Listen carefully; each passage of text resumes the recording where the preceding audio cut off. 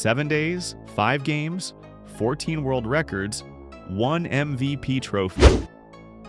That's what Caitlin Clark just did at the FIA World Cup qualifying tournament in Puerto Rico, coming off an 8-month injury layoff.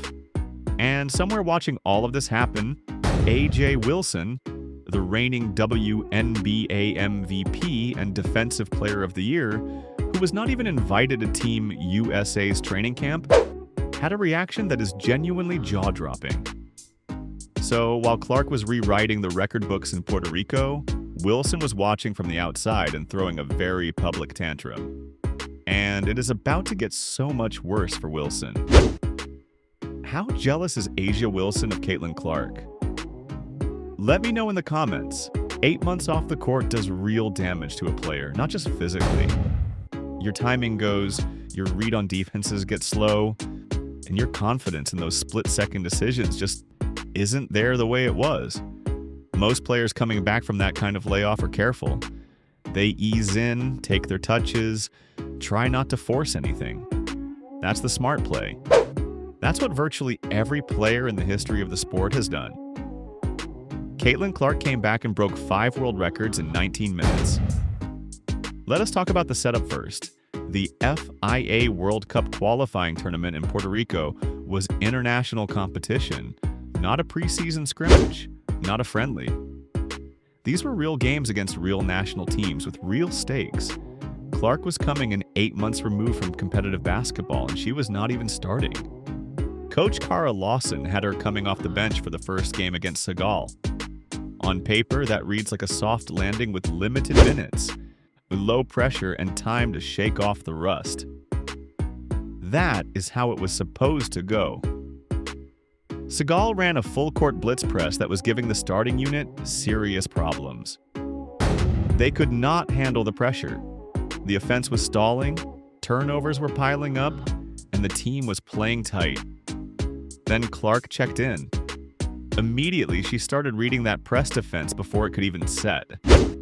She pushed transition opportunities before the defense had a chance to recover, and she threw passes that forced defenders into decisions they were not prepared for. The starting unit was in survival mode against the same defense. Clark was turning into a fast break factory. In 19 minutes, she put up 17 points, 12 assists, and 0 turnovers. 0. Coming off the bench, coming off 8 months of rehab, let that sit for a second. Those 12 assists did not just look good on a box score. They shattered multiple all-time FIA records simultaneously. She broke the record for most assists ever in a Team USA senior national team debut. Not the women's record, but the all-time record, men or women, in USA basketball history. Then she broke the record for most assists in any senior national team debut across every country in FIA history. Every country, every player ever. And then she broke the all-time FIA record for most assists by any bench player, men or women, across all of international basketball history. 3 assists records, 1 night, 19 minutes off the bench. That's only 3 of the 5 records. She was touching categories of FIA history that nobody had even thought to look at before that game. The crowd in Puerto Rico was reacting the way crowds react when they are watching something they do not yet have a frame for. There would be a pass, a half second of silence, and then they would lose it, because what she was doing did not look like a comeback. It did not look like someone finding her footing. It looked like someone who had been waiting 8 months to do exactly this. And now the gates were open. 5 games, 7 days, 14 world records, and 1 MVP trophy, going to the youngest recipient in tournament history. Clark did not just perform well at this qualifying tournament. She systematically dismantled the record book across 5 straight games, adding to the total almost every single night. Assists records, debut records, bench player records, per-game efficiency marks that nobody had touched before.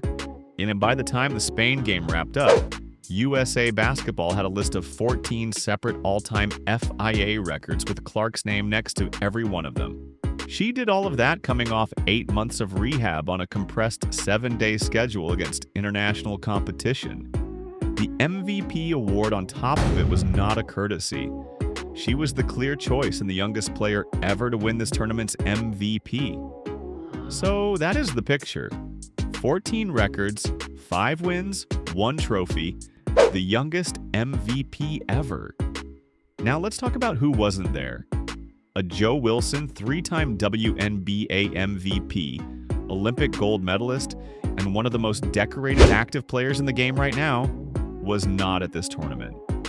She was not sitting at home with a wrapped ankle or dealing with some scheduling issue. She was not invited to Team USA training camp. That is it. USA Basketball looked at the roster, made their decisions, and Wilson's name was not on the list. And before anyone says maybe the whole team sat out, no. Breanna Stewart was invited. Nafisa Collier was invited. Both of them are Olympic gold medalists. Both are active WNBA players.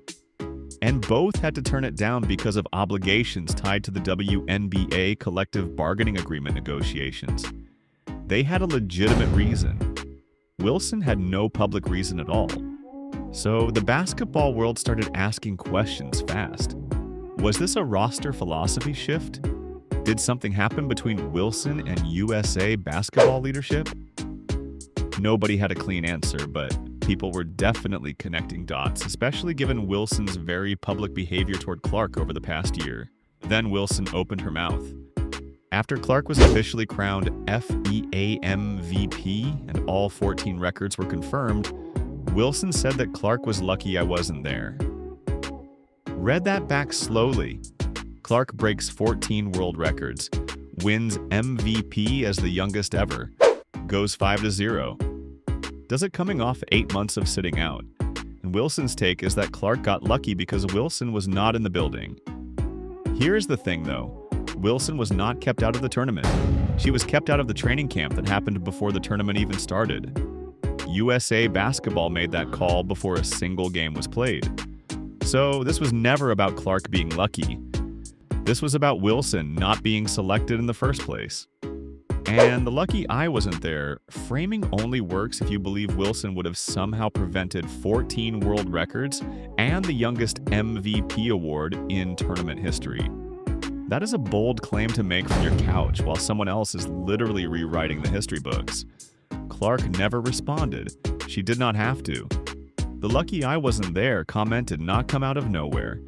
Wilson has been doing this since Clark's rookie season, and the pattern is pretty easy to trace at this point at Tacosis. When Clark signed her Nike deal as a rookie, Wilson did not just shrug and move on. She went on a month-long public run, questioning Clark's stats, questioning whether the attention was deserved, and questioning essentially everything about Clark's impact on the game. Not one comment, not one interview. It was a sustained public campaign that ran alongside the shoe deal announcement, as if it were coordinated and the timing was not subtle. Then Clark won Time Magazine Athlete of the Year. E. Wilson had something to say about that too. Then Clark began landing major speaking engagements and corporate sponsorship money at a level Wilson was not seeing. And Wilson had something to say about that as well. Every single time Clark gets recognized for something, Wilson shows up with a reaction. Every time. That is not frustration. That is a pattern. So now let us talk about what Nike is actually doing right now, because this is where it gets really uncomfortable for Wilson. Clark's signature shoe is coming, and Nike isn't treating this like a standard player release. They've reportedly restructured workspace environments around this project, put serious resources into premium prototype development, and are running a full marketing push with designer collaborations and major campaign presence across every channel they have. Nike is treating this shoe drop like a cultural event, not just a product launch. Wilson's shoe, meanwhile, is sitting in the bargain bin. And that's not a figure of speech. Discounted inventory, no active marketing, no campaign presence, nothing. Nike has basically taken the energy and resources that were going toward Wilson's line and pointed all of it directly at Clark instead. That's a business decision, and businesses don't make those decisions randomly. The sales numbers tell the whole story in 2 sentences. Clark's signature shoe is projected to sell out in minutes when it finally drops. Wilson's shoe has been available for months and still hasn't sold out.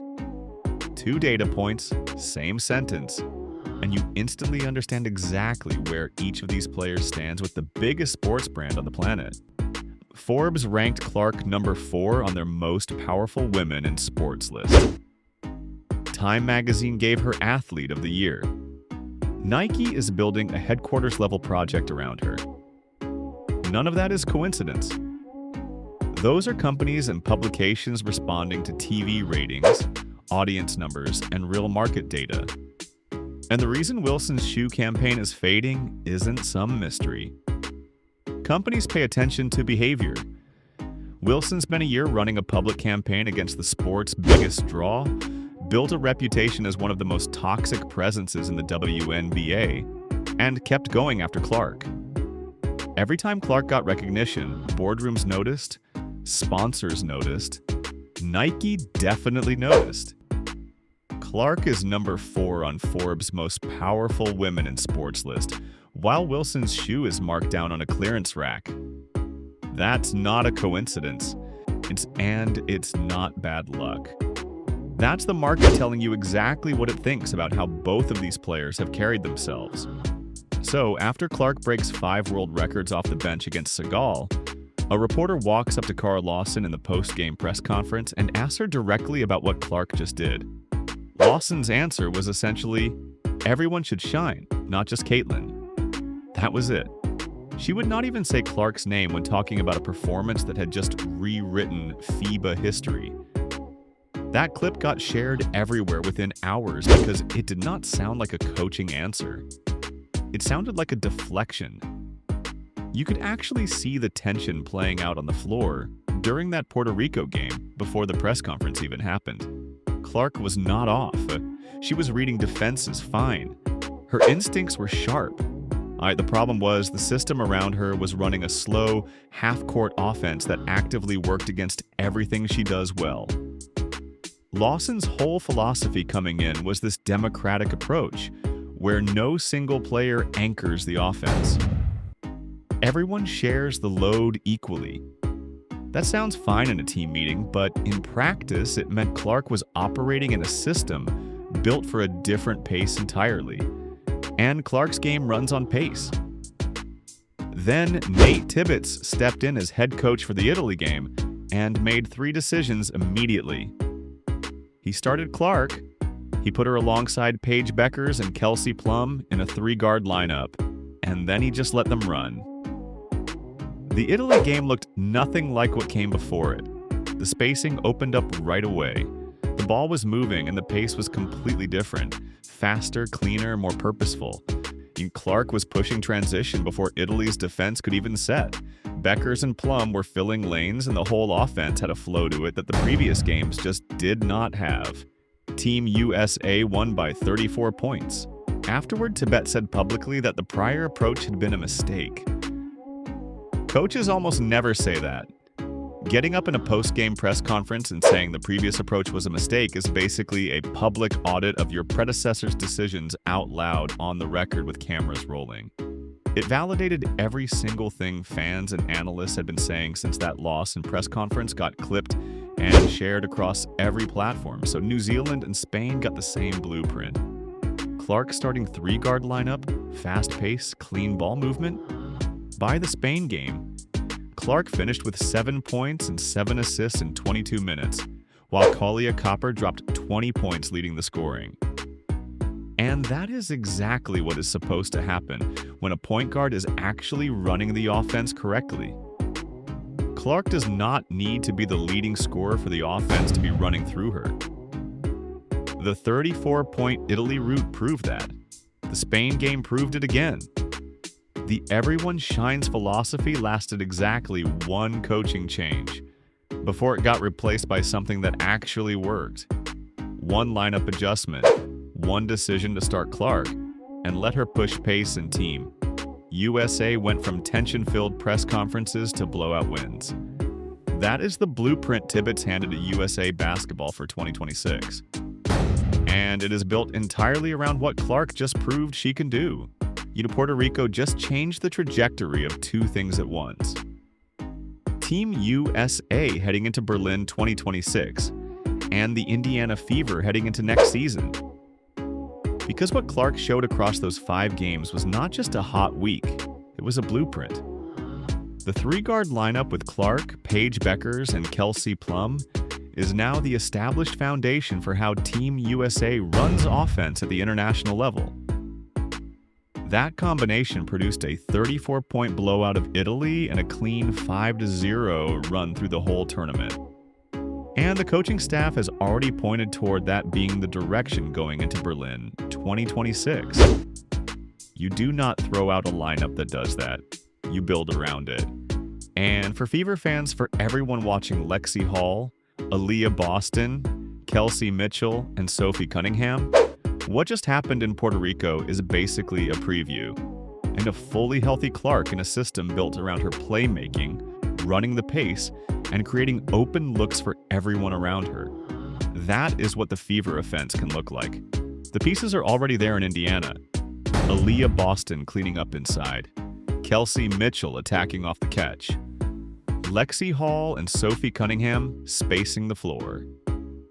Clark just needs a system that lets her do what she did in Puerto Rico, and that roster becomes very dangerous very fast. The question is whether the Fever coaching staff watches what Tibbetts figured out in real time and applies the same lesson before next season starts. So let's bring it all the way back to where we started. Ayucha Wilson said Clark was lucky she was not there, but Wilson was not kept out of the tournament. She simply was not invited to the training camp. USA Basketball made that decision before a single game tipped off. Then Clark went out and broke 14 world records anyway, won the MVP as the youngest ever, and went 5-0 undefeated. Wilson's shoe has been sitting on shelves for months, marked down, with no marketing behind it.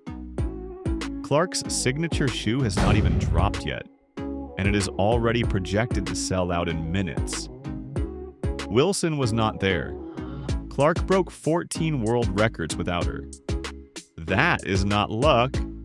That is just the gap between where these two players actually stand right now. Do you think Wilson actually believes she would have changed anything in Puerto Rico? Or is saying she was lucky she was not there just the only thing left to say when the record book stops being on your side? How jealous is AJ Wilson of Caitlin Clark? Let me know in the comments below. Subscribe, and turn on all notifications so you never miss out. Click the video on the screen and we will see you in the next one.